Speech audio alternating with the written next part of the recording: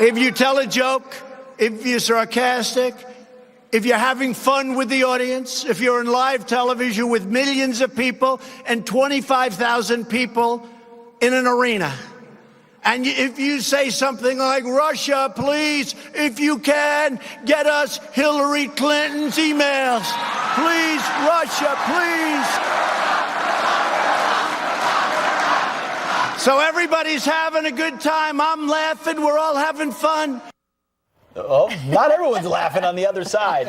Tammy Bruce, Fox News contributor, here to react to the president's speech yesterday. Good morning. At Good morning, CPAC. you guys. He was having fun, as he often does. Break it down. Always does. He always does. It was a great crowd. They knew what they wanted. He gave it to them. But what they wanted, it's not unlike what we normally see with politicians. It's not theater with him. That's this guy. Mm-hmm. Right. And that's what people saw even during the campaign. So you see a speech, and then they meet the guy, and it's the same guy. And it's wonderful. And so it's about the connection, the humanity. Not that you would agree with everything or sometimes wish you wouldn't say X, Y, or Z, just like you wouldn't your brother, right, or your husband. Right. But we know him because we know ourselves. That's what's so lovely. Right. Watching him is like it's like watching someone on a tightrope. Because he's so natural and he's saying what's on the top of his mind, which we never get from politicians. It's so fun to watch. The moment I love the most, Tammy, and the one I think that really is why people love him is when he first walked out. And his instinct was just to hug the flag. Right. To hug the flag. Isn't that what people love about him? That they, no matter what, they think he loves this country. Yes, there's, and because he does, there's no fraud to his presentation. It really Authentic. is. And there's no reason to, and that's why politicians are so strange. The idea that you'd have to think about or take a poll based on then what it is you should say or how you should act or you know whether or not you hug the flag. Just live your life, present yourself, and that is what infuses, and this is what we've seen, all of his decisions. So even if you might disagree or you agree, this is a man who's thinking, and I would disagree in that certain things off the top of his head. This is an ingrained framework of how he's viewing the issues, the choices he makes through the day, the things he's reading, which he reads a great deal, despite what some people would suggest, that this is his natural state. And this is his commitment as he is in, of course, the end element of his life as a successful man, as this being his ultimate success story. How does it change the race, though? How does it change 2020 when people see the reaction that he gets? Yeah. Well, it's the style. I mean, and you can't fake that. This is what's so shocking about him and what no one else can do. It's like Elizabeth Warren trying to fake Ocasio-Cortez with the beer. You can tell when someone's a fraud now, and that's one of his biggest crimes, is he's highlighting for the American people, wait a minute. You can actually be a normal person and really care and be natural and authentic, and other people can't deliver that. It's like Joe Biden asking tech people, how do you appeal to young people? In natural life, you don't need to ask those things if you're a genuine person who's connected with what you're doing. Timmy, you mentioned Joe Biden. We've got to talk about Democrat on Democrat violence happening right now. And that is actress Cynthia Nixon going after Joe Biden for comments that he made about Vice President Pence. I want to play this up from Biden first. Listen.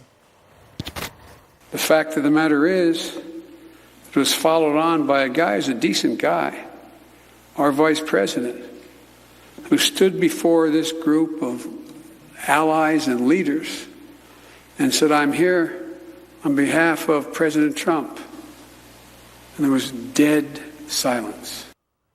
Whoops, flag on the play. Actress Cynthia Nixon from Sex and the City went to Twitter, attacked Biden for that. But then she doubled down today in a Washington Post op-ed. Here's the headline. It says, Mike Pence isn't decent, he's insidious. And inside the article, you see this quote, I think it's important to explain why calling Pence a decent guy is an affront to the real meaning of the word. When you're fighting for the rights of marginalized communities who are under attack, it's okay to stop being polite. This is not a time for hollow civility. This is a time to fight. If Democrats are too wedded to the collegiality of the Senate dining room to call out the Republicans who espouse homophobia, how are we ever going to stop them? What do you make of this? Well, as a gay woman, I find that embarrassing. It moves through this entire framework of this attacking people of faith because of their faith. Of course, we have to presume that she's talking about his faith and opinions about homosexuality. We can disagree with that, of course.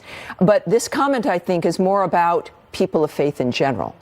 They want to effectively label people of faith who may have a different approach to societal issues as indecent. And that also then dehumanizes them to some degree. But I also would take some affront at this because of the success of both President Trump and Vice President Pence in improving the lives of every single person in this country.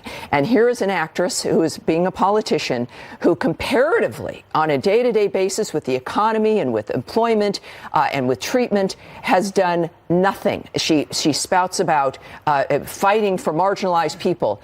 Donald Trump and Mike Pence have done more for marginalized people based on their work in the White House and working for the people of this country than Cynthia Nixon will ever do. Ever. And she stands there and complains and condemns these individuals while then strutting around and talking about, I guess that she's and Bernie Sanders or the Democrats are the ones fighting for marginalized people.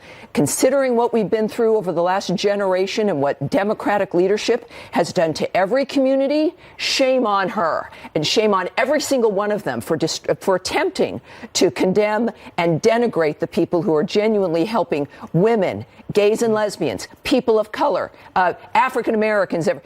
We're all on the same road.